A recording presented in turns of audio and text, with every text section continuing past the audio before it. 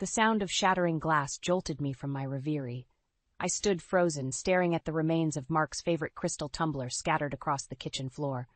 For a moment, all I could hear was my own heartbeat, thundering in my ears. "Lily, what the hell was that?" Mark's voice boomed from the living room.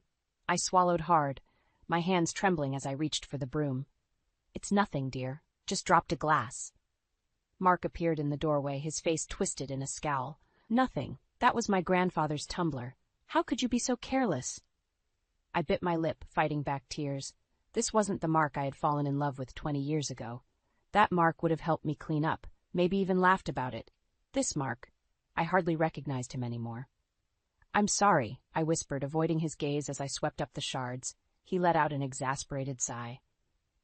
"You're always sorry, Lily. Maybe if you paid more attention to what you were doing instead of daydreaming all the time, these things wouldn't happen." I wanted to argue, to remind him of all the times I'd carefully tended to his precious belongings, but I knew it would only make things worse. Instead, I nodded silently and continued cleaning. "And speaking of paying attention," Mark continued, his voice dripping with disdain, "have you even bothered to check on my mother today?" I froze mid-sweep. "Clara, but I thought you were going to." "I asked you to do it, Lily. Can't you handle one simple task?" The broom clattered to the floor as I straightened up, finally meeting his eyes. "Mark, that's not fair. I've been taking care of your mother every day for weeks. You said you'd visit her today." His eyes narrowed. "Are you calling me a liar?" "No, I'm just saying." "You know what?" He cut me off, his voice rising. "If you can't even remember a simple request, how can I trust you to take proper care of my mother? She deserves better than this, Lily. Better than you." His words hit me like a physical blow. I stumbled back, gripping the edge of the counter for support. "How can you say that? I love Clara. I've done everything I can for her." Mark laughed, a harsh, mirthless sound that sent chills down my spine. "Everything? Really? Then why did I get a call from her doctor today saying she missed her appointment, an appointment you were supposed to take her to?" My mind raced. The appointment. How could I have forgotten? I must have mixed up the dates. I'll call and reschedule right away." "Don't bother," Mark spat. "I'll take care of it myself. Clearly, I can't rely on you for anything important." As he stormed out of the kitchen, I sank to the floor, heedless of the remaining glass shards. How had we come to this? Where was the man who had once looked at me with such love and admiration? The ringing of my cell phone startled me out of my misery. I fumbled to answer it, grateful for the distraction. "Lily, are you okay?" It was Faith, my oldest friend, her voice laced with concern. I took a shaky breath. "Faith, I don't know what to do anymore. Mark, he's not the same man I married." There was a pause on the other end of the line. "Lily, listen to me. You need to get out of there. Come stay with me for a while. We'll figure this out together." As I listened to Faith's words, a small spark of hope ignited in my chest. Maybe it was time to stop making excuses. Maybe it was time to fight back. "Okay," I whispered, my resolve strengthening with each word. "I'll be there soon." Little did I know, as I hung up the phone and began to pack a bag, that this decision would set in motion a chain of events that would change my life forever. I woke up on Faith's lumpy couch, disoriented and groggy. For a blissful moment, I forgot why I was there. Then reality came crashing back, and I felt the familiar knot tighten in my stomach. "Morning, sleepyhead," Faith chirped, bustling into the living room with 2 steaming mugs of coffee. "How'd you sleep?" I sat up, gratefully accepting the coffee. "As well as can be expected, I guess. Thanks again for letting me stay." Faith waved off my gratitude. "That's what friends are for." "Now what's the game plan?" I sighed, staring into my mug. "I don't know, Faith. I can't just abandon Clara. She needs me." "And what about what you need, Lily?" Faith's voice was gentle but firm. "You can't keep setting yourself on fire to keep others warm." Before I could respond, my phone buzzed. Mark's name flashed on the screen. I hesitated, then answered. "Where the hell are you?" Mark's voice was a mixture of anger and panic. "I've been calling all night." "I'm at Faith's," I replied, trying to keep my voice steady. "I needed some space to think." "Think? What's there to think about? Get home now. My mother needs you." I felt a spark of defiance ignite in my chest. "No, Mark, I'm not coming home right now. We need to talk about how things have been." "Are you serious?" He cut me off. You're abandoning my sick mother because you need to think? I always knew you were selfish, Lily, but this is a new low. His words stung, but I held my ground. That's not fair, Mark. I've been taking care of Clara for months. I just need a little time. Time? He scoffed. Fine. Take your time, but don't expect to waltz back in here like nothing happened. And don't bother calling Clara. I'll tell her you've abandoned us both. The line went dead. I stared at the phone, tears welling up in my eyes. Faith gently took the phone from my hand. Oh, honey, I'm so sorry. I wiped my eyes, a mix of anger and determination rising within me. No, I'm done being sorry. I'm going to see Clara myself. An hour later, I stood outside Clara's door, my heart pounding. I knocked softly. Come in, Clara's weak voice called out. I entered to find her propped up in bed, looking pale but alert. Her eyes widened when she saw me. Lily? Mark said you'd left. No, Clara, I said, sitting beside her. I just needed a little break. I would never abandon you. Clara reached for my hand, her grip surprisingly strong. I know that, dear. I've seen how hard you work, how much you care. Don't let Mark make you doubt yourself. I felt tears threatening again. But I forgot your doctor's appointment. I've been so scattered lately. Hush, Clara interrupted. We all make mistakes. The question is, why has my son been making you feel so terrible about yours? I looked at her, startled by her directness. I don't know. He's changed so much, Clara. I barely recognize him anymore. Clara's eyes narrowed. I've noticed it too. There's something he's not telling us, Lily. I can feel it. Just then, we heard the front door open. Mark's voice called out, Mom, are you awake? Clara squeezed my hand. Don't let him bully you, dear. Stand your ground. As Mark's footsteps approached, I took a deep breath, steeling myself for the confrontation to come. Whatever secrets Mark was hiding, whatever storm was brewing, I knew I had to be strong. For myself, for Clara, and for the woman I used to be. The bedroom door swung open, and Mark froze in the doorway, his eyes darting between Clara and me. The tension in the room was palpable, thick enough to cut with a knife. This was it, the moment of truth, and I was ready to face it head-on. The tension in Clara's bedroom was thick enough to cut with a knife. Mark's eyes darted between Clara and me, his jaw clenching visibly. What are you doing here? He growled, his gaze fixed on me. I straightened my spine, drawing strength from Clara's warm hand in mine. I'm visiting Clara, Mark. She's important to me, too. Clara's voice, though soft, carried a steely undertone. Mark, dear, why don't you join us? We were just having a lovely chat. Mark hesitated, then reluctantly entered the room. He perched on the edge of a chair, his posture rigid. Mom, you should be resting. Lily shouldn't be bothering you. Nonsense, Clara retorted. Lily's presence is a comfort, not a bother. In fact, been meaning to talk to you both. I felt a flutter of nervousness in my stomach. Clara's tone suggested this wasn't going to be a casual conversation. What is it, Mom? Mark asked, a hint of worry creeping into his voice. Clara took a deep breath. I've been watching you two, and I can't stay silent any longer. Mark, the way you've been treating Lily, it's not right. Mark's face flushed red. Mom, you don't understand. I understand more than you think, Clara interrupted. I've seen the way you speak to her, the way you belittle her efforts. It reminds me of your father. The room fell silent. Mark's father had been a sore subject for years, his abusive behavior a dark cloud over Clara's past. I'm nothing like him, Mark whispered, but his voice lacked conviction. I squeezed Clara's hand, overwhelmed by her support. Clara, you don't have to. I do, Lily. She insisted. I won't stand by and watch history repeat itself. Mark, you need to take a hard look at your behavior. And Lily, you need to stand up for yourself. Mark stood abruptly, his chair scraping against the floor. This is ridiculous. I'm not going to sit here and be lectured. As he stormed towards the door, Clara called out, Mark, there's something else you need to know. He paused, his hand on the doorknob. What? Clara's voice was steady, but I could feel her hand trembling in mine. I'm changing my will. I won't have my money used to support the mistreatment of others. The silence that followed was deafening. Mark turned slowly, his face a mask of shock and anger. You can't be serious. I've never been more serious in my life, Clara replied. Unless things change, I'll be leaving everything to charity.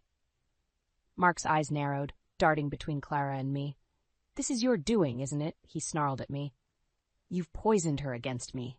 I stood facing him squarely. No, Mark, you've done this all on your own. He advanced towards me, his fists clenched. For a moment I thought he might strike me, but Clara's voice rang out, sharp and commanding. Mark, don't you dare! He froze, then spun on his heel and stormed out of the room. The front door slammed moments later, shaking the house. I sank back onto the bed, my legs weak. Clara pulled me into a hug, her frail arms surprisingly strong. I'm so proud of you, Lily, she whispered. But I'm afraid this is just the beginning. As I held on to Clara, my mind raced. What would Mark do now? How far would he go to protect his inheritance? And most importantly, how would I find the strength to stand my ground in the face of his anger? Clara's words echoed in my mind. This was just the beginning. A storm was coming, and I needed to be ready. As I sat there, comforted by Clara's embrace, I made a silent vow. No matter what happened next, I wouldn't let Mark break me. It was time to reclaim my life, my dignity, and my future. The shrill ring of my phone jolted me awake. I fumbled for it in the darkness, my heart racing as I saw Mark's name on the screen. Lily, it's Mom. Mark's voice was tight with panic. She's had a stroke. We're at the hospital. I was out of bed and throwing on clothes before he finished speaking. I'm on my way. The drive to the hospital was a blur. My mind raced with worst-case scenarios, each more terrifying than the last. When I arrived, I found Mark pacing in the waiting room, his face ashen. Where is she? I demanded. They're running tests, he replied, his voice hollow. It's bad, Lily. They're not sure if she'll... He trailed off, unable to finish the sentence. Despite everything, my heart ached for him. I reached out, touching his arm gently. She's strong, Mark. She'll pull through. Hours passed in tense silence. Finally, a doctor approached us, her expression grave. Mrs. Henderson is stable, but her condition is serious. She'll need round-the-clock care for the foreseeable future. Mark and I exchanged glances. We both knew what this meant. We'll move in with her, Mark said decisively. We can take care of her at home. I nodded, pushing aside my reservations. Clara needed us, and that was all that mattered right now. The next few days were a whirlwind of preparations. We packed up our essentials and moved into Clara's spacious house. As we settled in, I couldn't shake the feeling that this was the calm before the storm. I was right. Lily, where's my blue tie? Mark's irritated voice echoed through the house. I have an important meeting, and I can't find anything in this mess. I bit back a retort. We'd only been here for 3 days, and Mark was already falling back into old patterns. I'll find it for you, I called back, forcing my voice to remain calm. As I searched for the tie, I heard Clara's weak voice calling from her bedroom. I rushed to her side, finding her struggling to sit up. What do you need, Clara? I asked gently, helping her adjust her pillows. Just some water, dear, she whispered. As I held the glass to her lips, she caught my hand. Lily, I need to tell you something important. Before she could continue, Mark burst into the room. There you are. Did you find my tie? I turned to him, exasperated. Mark, your mother needs... My tie, Lily, he interrupted. I'm going to be late. Clara's grip on my hand tightened. Mark, she said, her voice surprisingly strong. Sit down, both of you. We obeyed, the tension in the room palpable. I've made a decision, Clara continued. I'm changing my will again. Lily, I want you to be my primary caregiver, and in return, I'm leaving half of my estate to you. The silence that followed was deafening. Mark's face contorted with rage. You can't be serious, he sputtered. She's not even family. She's more family to me than you've been lately, Clara retorted. This is non-negotiable, Mark. As Mark stormed out of the room, slamming the door behind him, I turned to Clara in shock. Clara, I can't accept this. It's too much. She squeezed my hand. You can, and you will. You deserve it, Lily. And you're going to need it. Need it? I echoed, confused. Clara's eyes met mine, filled with a mix of sadness and determination. Mark isn't the man we thought he was. There's something you need to know. As Clara began to speak, I felt the ground shift beneath my feet. Everything I thought I knew about my life, my marriage, was about to change. And I realized, with a mixture of fear and resolve, that I was standing at a crossroads. The decision I made next would shape the rest of my life. I took a deep breath, steeling myself for whatever Clara was about to reveal. I'm listening, I said, my voice steady despite the trembling in my heart. I stared at the pile of bills on the kitchen table, my stomach churning. Mark's latest budget cuts had left us scraping by, and I couldn't fathom how we'd manage this month's expenses. Everything all right, dear? Clara's gentle voice came from behind me.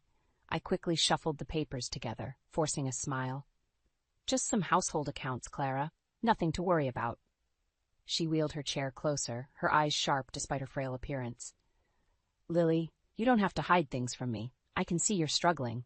I sighed, the weight of our financial troubles pressing down on me. Mark's been tightening the purse strings lately. I'm just trying to make it all work. Clara's brow furrowed. That doesn't sound like the Mark I know. Has he explained why?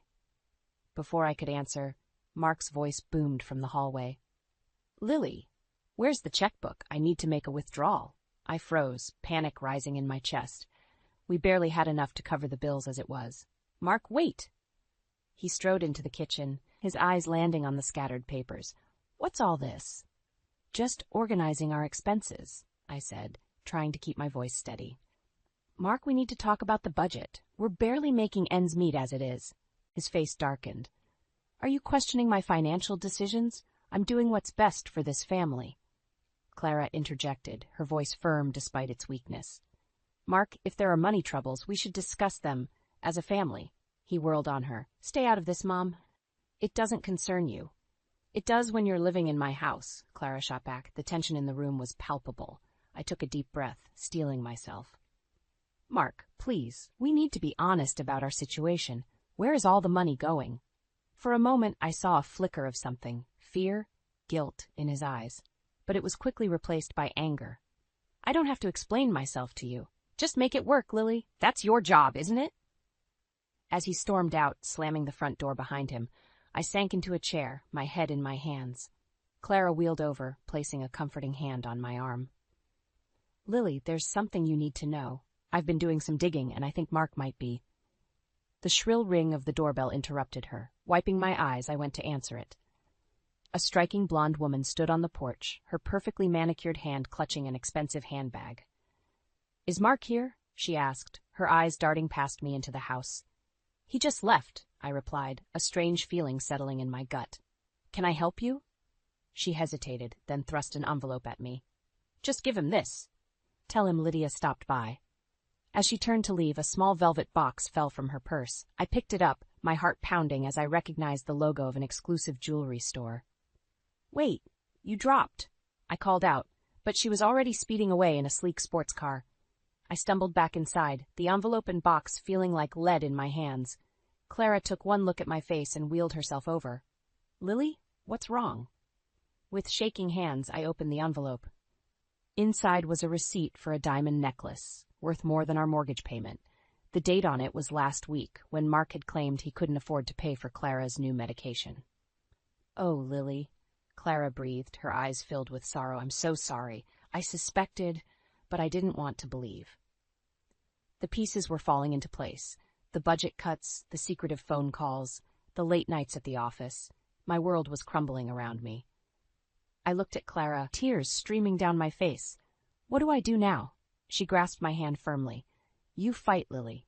You fight for yourself, for your dignity, and for the life you deserve. In that moment, standing in Clara's kitchen with evidence of my husband's betrayal in my hands, I made a decision. No more excuses, no more turning a blind eye. It was time to take control of my life, no matter the cost.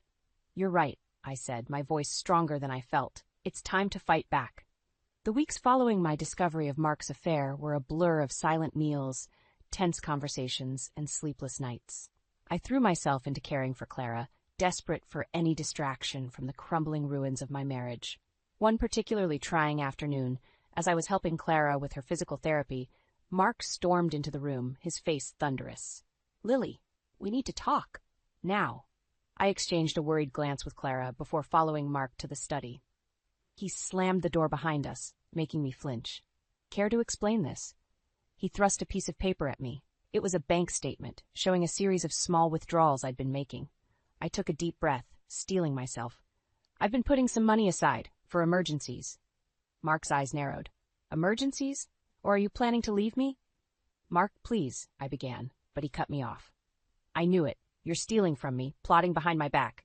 Just like... He stopped abruptly. But I caught the slip. Just like who, Mark? Lydia? The color drained from his face. How do you know about Lydia? She came by the house, I said, my voice surprisingly steady. Dropped off a receipt for a very expensive necklace. Funny how you can afford that, but not your mother's medication. Mark's shock quickly turned to rage. He advanced on me, backing me against the wall. You had no right to go through my things. And you had no right to betray our marriage. I shot back, finding a well of courage I didn't know I possessed. Just then, we heard a crash from Clara's room. We both rushed out to find her on the floor, her wheelchair overturned. "Mom!" Mark cried, helping her up. "What happened?" Clara's eyes met mine, and I saw a glimmer of something there. Determination, maybe even a hint of mischief. I was trying to reach my book. I'm sorry, I should have called for help." As Mark fussed over her, I noticed Clara slip something into my hand. It was a small key. "Third drawer in my dresser," she whispered. "Quick, while he's distracted." Heart pounding, I slipped away to Clara's room. The key fit perfectly into the lock of the third drawer. Inside, I found a thick folder labeled Mark Financials. I flipped it open, my eyes widening at what I saw. Bank statements, investment reports, even offshore account details, all showing far more money than Mark had ever admitted to having. And worse, evidence of large sums being funneled into an account under Lydia's name. "Oh, Mark," I whispered, my heart breaking all over again. "Lily, where are you?" Mark's voice echoed down the hallway. I quickly locked the drawer and hurried back to Clara's room, my mind reeling. "There you are," Mark said, eyeing me suspiciously. "Where did you go?" "Just getting a glass of water," I lied, avoiding his gaze. Clara spoke up, her voice weak but determined. "Mark, I think I need to go to the hospital. I'm not feeling well." The next few hours were a whirlwind of ambulance rides and emergency room visits. As we sat in the waiting room, Clara's words from earlier echoed in my mind. "You fight, Lily. You fight for yourself."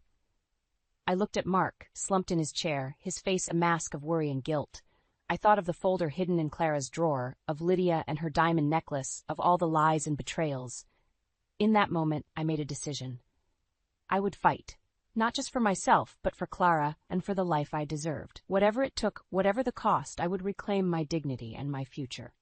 As the doctor approached us with news of Clara's condition, I steeled myself for the battle ahead. Little did I know, the true test of my resolve was yet to come. The shrill ring of the phone pierced the pre-dawn silence. I fumbled for it, my heart already racing. "Hello? Mrs. Henderson?" An unfamiliar voice. "This is Mercy Hospital. I'm afraid there's been a complication with your mother-in-law." The world tilted on its axis. "We'll be right there," I managed to choke out. I shook Mark awake, and we rushed to the hospital in tense silence. The halls were a blur as we followed a solemn-faced nurse to Clara's room. We were too late. "I'm so sorry," the doctor said softly. "We did everything we could." Mark collapsed into a chair, his face ashen. I stood frozen, unable to process the reality before me. Clara, my rock, my confidant, was gone. The next few days passed in a haze of grief and frantic preparations. I threw myself into arranging the funeral, desperate for any distraction from the gaping hole in my heart. On the day of the wake, I stood beside Mark, accepting condolences from a sea of unfamiliar faces. His hand on my back felt like a lead weight. "Such a tragedy," I overheard one of Mark's aunts whispering. "And to think if she'd been getting proper care at home." I stiffened, feeling Mark's grip tighten painfully on my waist. "What exactly are you implying, Aunt Marge?" Mark's voice was low, dangerous. The older woman sniffed. "Well, if Lily had been more attentive, perhaps."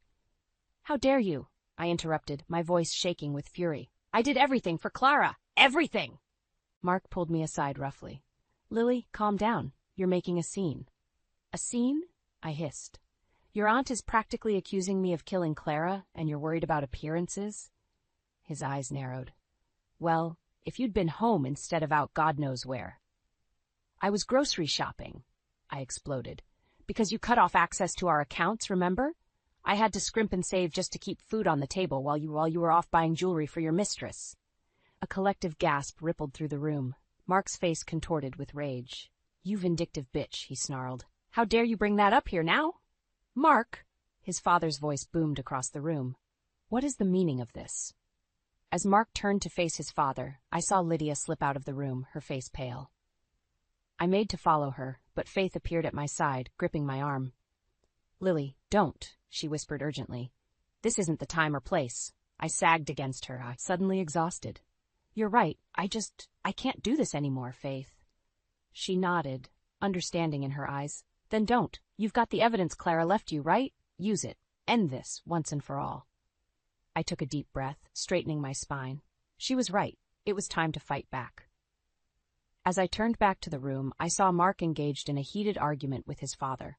Our eyes met across the crowded space, and I saw a flicker of fear in his gaze. He knew I had the power to destroy him now. I made my way towards them, my heart pounding but my resolve firm. This ends now, I thought. But before I could reach them, a commotion erupted near the casket. Mark's brother was on his knees, clutching a piece of paper and sobbing. What is it? Mark's father demanded. Thomas, what's wrong? Thomas looked up, his face a mask of shock and grief. It's Mom's will.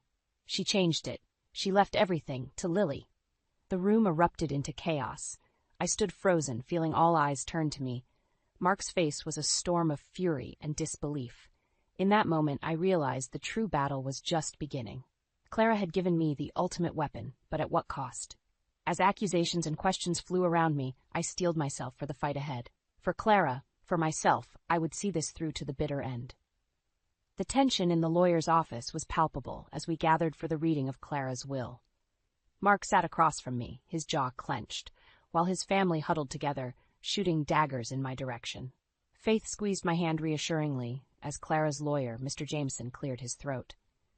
Before we begin, Mr. Jameson said, Mrs. Henderson left a letter to be read aloud.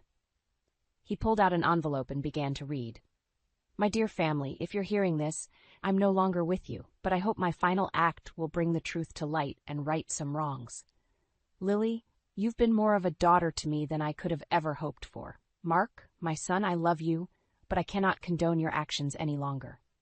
Mark's face paled as Mr. Jameson continued, detailing Mark's infidelity, financial manipulations, and emotional abuse. With each revelation, I felt a weight lifting from my shoulders. Clara had known.